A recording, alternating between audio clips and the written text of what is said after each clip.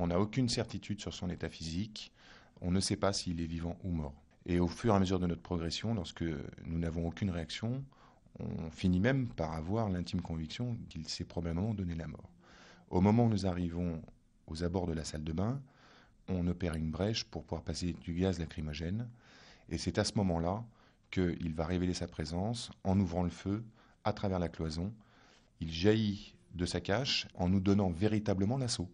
On essaye de ne pas riposter, et au moment où il va sur les abords de la fenêtre pour essayer de tuer les fonctionnaires qui sont en protection, il sera neutralisé par un sniper, et c'est à ce moment-là qu'il bascule de son balcon, probablement déjà mort. Est-ce que vous avez cru un instant, compte tenu de son profil, que de toute façon il allait se rendre dès le départ ? J'admets volontiers que lors des phases de négociation, il y a eu des moments, comme toujours, des moments d'optimisme dans lesquels il avait, avec un raisonnement qui se tenait, la volonté de vouloir se rendre. Et à 22h45, c'est là où il révèle ses véritables intentions, mais qui est finalement la marque de cet individu qui a quand même commis entre le 11 et le 19 mars des crimes absolument horribles. Il nous a signifié qu'en fait, depuis le début, il n'avait jamais eu l'intention de se rendre, mais qu'il voulait juste se reposer pour mieux nous affronter sur son terrain. Vous étiez, vous, obligé de jouer le jeu tant qu'il vous disait qu'il avait l'intention de se rendre ? Non, moi je joue absolument à aucun jeu.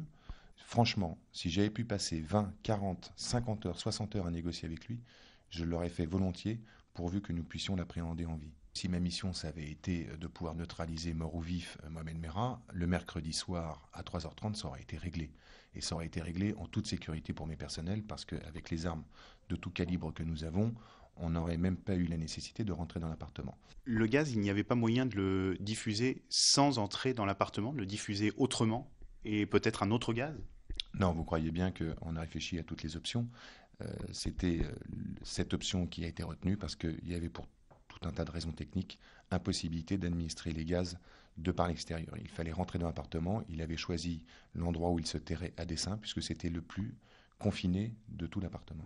Est-ce qu'il existe des moyens, des gaz aujourd'hui par exemple, il est beaucoup question de gaz, des gaz anesthésiants ou des gaz incapacitants, dont le RAID peut se servir au-delà du gaz lacrymogène ?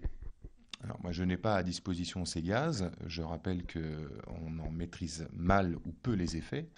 Je ne veux pas rappeler le souvenir du théâtre de Moscou avec le nombre de victimes que ça avait fait. En plus de ça, le gaz, ça s'applique aussi bien aux personnes que nous essayons de traiter que les personnels. Il ne faut jamais croire qu'il y a une solution miracle. Sachez-le bien, si on avait une, on l'aurait employée. Dans les moyens de surveillance de l'appartement, est-ce qu'il y avait une façon de savoir quand il pouvait dormir ou ne pas dormir, des détecteurs de chaleur par exemple ? Alors, nous avions des moyens techniques en place qui nous ont permis de le localiser avant d'intervenir. Maintenant, ce ne sont pas des moyens techniques qui vous permettent de dire s'il est en vie, s'il est mort, s'il dort ou s'il est éveillé. Il a été décrit comme quelqu'un d'extrêmement bien préparé, de sang-froid. Là, il fait usage de son arme 30 fois. Il ne blesse très grièvement ou ne tue aucun des policiers. Est-ce que ça remet en cause l'idée qu'on avait de lui ? Non, pas du tout. C'est parce que nous-mêmes, nous avons des moyens de protection extrêmement efficaces. Il y a des gilets pare-balles, il y a des casques, il y a des boucliers qui ont été placés sous scellés parce qu'ils ont tous subi des impacts. Et je rappelle quand même que j'ai eu 2 blessés, l'un au cou et l'autre au pied. Vous dites quoi aujourd'hui, qui vous attendait de toute façon pour faire un carnage ? Oui, il avait tout organisé. Il me l'a d'ailleurs précisé avant la rupture de contact. Il a dit « je vous attends et je vous tuerai ». Les critiques qui s'abattent, qui pleuvent, vous en pensez quoi, vous, comme chef du RAID Ça me touche absolument pas. Parce que je pense que moi, je n'ai pas le temps de commenter les affaires, je suis dans l'action. Aujourd'hui, vous dressez quel bilan ? C'est une satisfaction ou c'est une déception ? Je pense qu'il n'y a pas de satisfaction, il n'y a pas de déception. On a fait notre job. D'une certaine manière, cette affaire est l'honneur du RAID et de la police nationale parce que nous sommes allés à l'extrême limite de notre propre sécurité pour remplir la mission.